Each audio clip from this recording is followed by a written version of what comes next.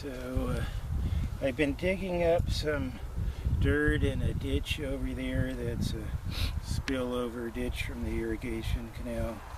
And that we have this stuff there at the bottom of the ditch that I don't know exactly what it is. I call it root moss because it looks like moss and it looks like roots.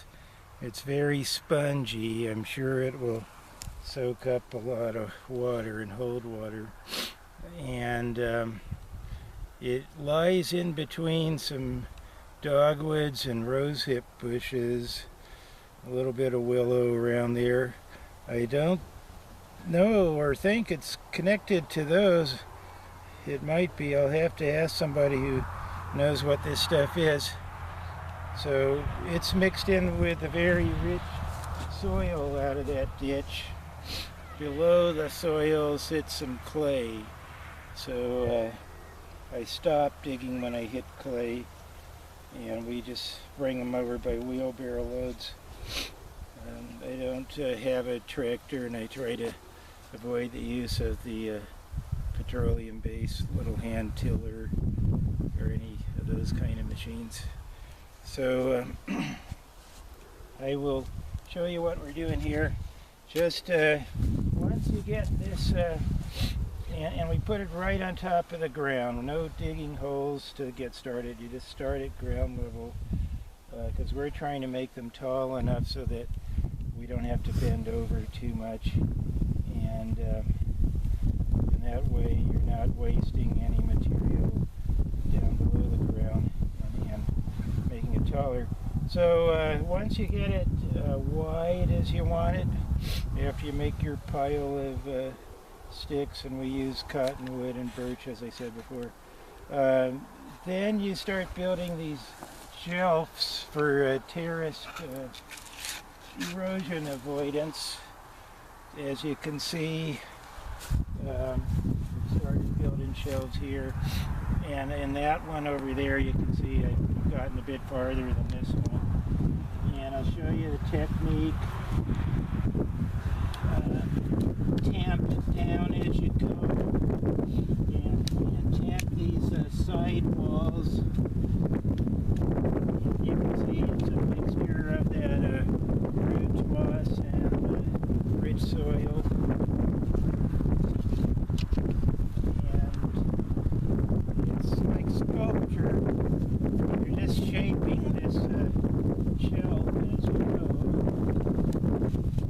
And when they roll down, you just stick them back up.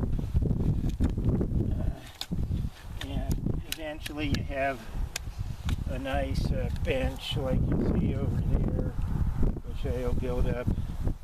I've got some more cottonwood here that we're going to add on top of these benches in a little while. And we've got a bunch of cottonwood over there. Can you see it over there?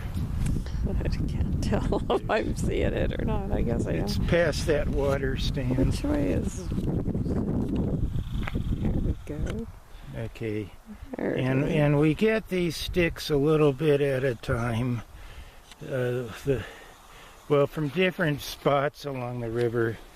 You don't want to gather too much in any one spot because there are other people and other species that use those, and any that have a lot of insects in them, termites. You leave them there for the woodpeckers and the bears and all that. That's what we do anyway. And it's a nice gentle time walking along the river, picking up an old cottonwood log or birch one here or there. The ones that seem to be yielding themselves to us. So I'm going to proceed now to empty this wheelbarrow with shaping. Come over here. You can see what it looks like before it's shaped in a shelf. That is just a big pile, right? And what it's starting to look like when you start to shape it. And get an angle on that there. The other one, you can see a a more fully shaped hugelkultur bed over there, and that one's about ready to add more wood to, and then build that shelf up higher. When it gets to the height that we want it for the first level of plants, when it gets almost there, then we just add the nutrient soils and compost, manure, comfrey, scraps, and just make it into soil without the sticks and logs. What we found with our parsnips and turnips and a few of the other roots in the hugelkultur bed is if the logs and sticks are too high, especially with the parsnips, they start to weave around the logs, and it's very hard to harvest them because they're entangled with branches and little logs and things. So we want to keep that a good foot away from the surface, so you have about a foot of just pure dirt and manure and all this moisture holding material below that. Okay, that's all I'm going to say today.